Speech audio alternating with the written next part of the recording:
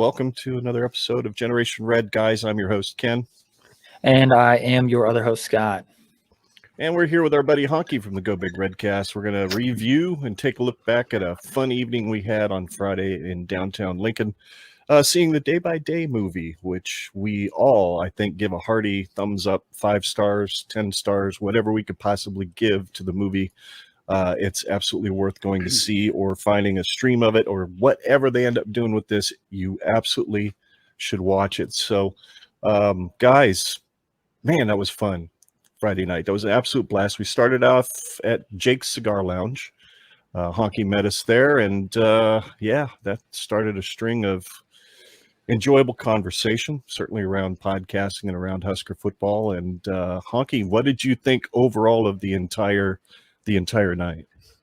Yeah, it was a lot of fun. I'm glad that they premiered it this way here at the Rococo. And Friday night, you're in a good mood. The work week is done, and so it's hard not to have a good time when you have an old fashioned in your hand. And you guys were enjoying some of the cigars there. That's a great place, obviously, to do it. And then the movie itself, I thought the crowd really added a lot to it because they were into it. I mean, there were people cheering when something good happened. They were booing when Switzer or somebody would come on the screen, and it was a fun environment. And the story is outstanding. So I didn't realize this until we saw it that night. I didn't realize it's like a 2-part series. I thought we were going to watch the movie, and really all we saw on Friday night was just the rise. So that pretty much was 93 and 94, and then there will be a second part that will be the last 3 years of the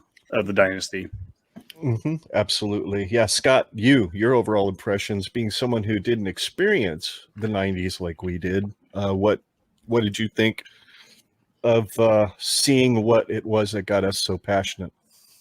Well, just the overall experience of the night was just phenomenal. It was fun going to Jake's Cigars, getting myself a non-alcoholic beer, and smoking some cigars, and then went to B-Dubs and got myself some mango habanero traditional wings, of course, and some pretzel bites and all that fun jazz, and had some good conversation. Met with a couple people that Honke knew. Was it Mark and D? Mark and D, they're from Columbus. That's right. My parents. Mark and D. Yep. They came down for the movie too. Yeah. So they were sitting like a table over from us. Yeah. Honke saw him right away, recognized him right away. So we went over and sat with him and had some good conversation, heard some good stories about some former players, with some, Pee-wee football leagues and all that stuff. So that was really cool. But the movie, man, my dad did a really, really good job growing up, ensuring that I understood the illustrious history and culture that was Nebraska football in, I guess from my dad's experience, the 80s and 90s and throughout that dynasty period of time. Mm-hmm. But the movie was it just shed a new light on a lot of the context and a lot of the individual performances and opinions within the locker room of individuals, which we'll get into that. But it was just awesome. It was crazy. Like one of the moments that I remember paying very close attention to was there was a gentleman sitting about 3 rows in front of us to our left down the aisle. And I could just see, even though I was only seeing from behind him, I could see him reliving all of those experiences that he remembered experiencing at the time, like the emotions, the ups, the downs, the pissed off, the ecstatic, like just watching somebody live that nostalgic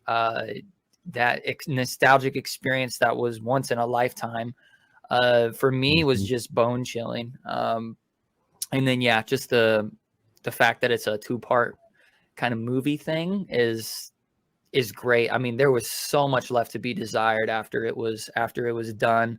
But I think they did that on purpose. They really wanted to give you something to cure your satiation, but leave you kind of blue balled, like you kind of gotta, everybody that experienced that movie, they're gonna go back and they're gonna see that next part. 'Cause it's like, oh yes, you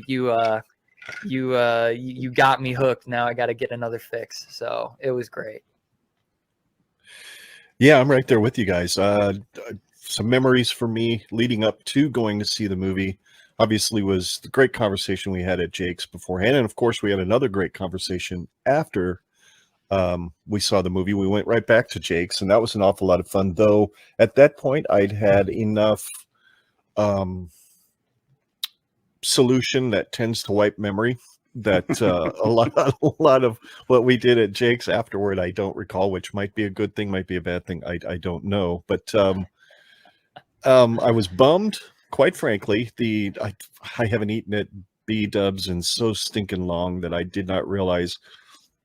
I ordered the street tacos because I'm not a huge fan of their wings for one reason or another. But man, it tasted like those street tacos were dipped in a vat of salt water before they were put out at the table. There wasn't a whole lot of flavor except salt. And I was really bummed that I didn't get carded at the Rococo Theater. And the guy kind of looked at me and he was like, well, Father Time is probably not your cousin or some shit like that. And I was like, what the hell does that even mean? But anyway, he put the band on me and off I went. But and then of course finding our seats just as the movie was getting ready to start, because we couldn't see him because it was dark and we didn't need to know we needed to go up another level. So that was an adventure all its own. But by the time we planted our butts in seats, literally the movie started. It couldn't have been any more perfect. Perfect timing. And